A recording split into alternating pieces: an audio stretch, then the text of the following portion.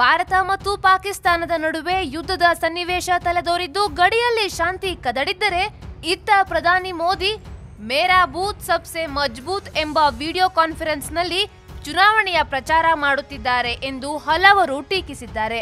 ಒಂದೆಡೆ ಟ್ವಿಟರ್ನಲ್ಲಿ ಮೇರಾ ಬೂತ್ ಸಬ್ಸೆ ಮಜಬೂತ್ hashtag trending ಆಗ್ತಿದ್ರೆ ಇನ್ನೊಂದೆಡೆ ಮೇರಾ ಜವಾನ್ ಸಬ್ಸೆ ಮಜಬೂತ್ ಟ್ರೆಂಡಿಂಗ್ ಆಗಿದೆ.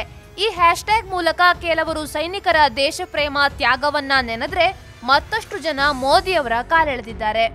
ಗುರುವಾರ ಮೇರಾ ಬೂತ್ ಸಬ್ಸೆ ಮಜಬೂತ್ ಎಂಬ ಆನ್ಲೈನ್ ಕಾನ್ಫರೆನ್ಸ್ನಲ್ಲಿ ಮೋದಿ ಅವರು ಕೋಟ್ಯಾಂತರ ಕಾರ್ಯಕರ್ತೆಯರನ್ನ ಉದ್ದೇಶಿಸಿ ಮಾತನಾಡಿದ್ರು.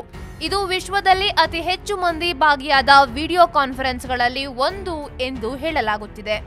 ಇಡೀ ಭಾರತವು ವಾಯುಸೇನೆ ಪೈಲಟ್ ಅಭಿನಂದನ್ ಅವರು ಸುರಕ್ಷಿತವಾಗಿ ಹಿಂದಿರುಗಲಿ ಎಂದು ಪ್ರಾರ್ಥಿಸುತ್ತಿದ್ದರೆ ಪ್ರಧಾನಿ ನರೇಂದ್ರ ಮೋದಿ ಮಾತ್ರ ಪ್ರಚಾರದಲ್ಲಿ ಬ್ಯುಸಿಯಾಗಿದ್ದಾರೆ. ಅವರಿಗೆ ಆತಂಕದಲ್ಲಿರುವ ದೇಶವನ್ನ ಉದ್ದೇಶಿಸಿ ಒಂದು ಕ್ಷಣ ಮಾತನಾಡಲು ಸಮಯವಿಲ್ಲ. ಇಂಥ ನಡೆಯನ್ನ ಕ್ಷಮಿಸುವುದಕ್ಕಾಗುವುದಿಲ್ಲ. ನಾವು ಎಂದಿಗೂ ನಮ್ಮ ಸೈನಿಕರು ಮತ್ತು ಅವರ ಕುಟುಂಬದೊಂದಿಗಿದ್ದೇವೆ ಎಂದಿದ್ದಾರೆ SN ಶರ್ಮಾ.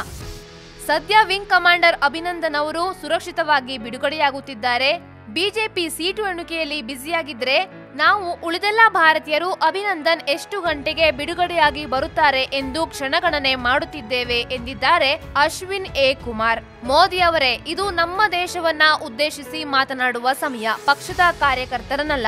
ನೀವು ನಿಮ್ಮ ಹುದ್ದೆಗೆ ಅವಮಾನ ಮಾಡುತ್ತಿದ್ದೀರಿ ಎಂದಿದ್ದಾರೆ ಸಚಿನ್ ಟಂಡನ್.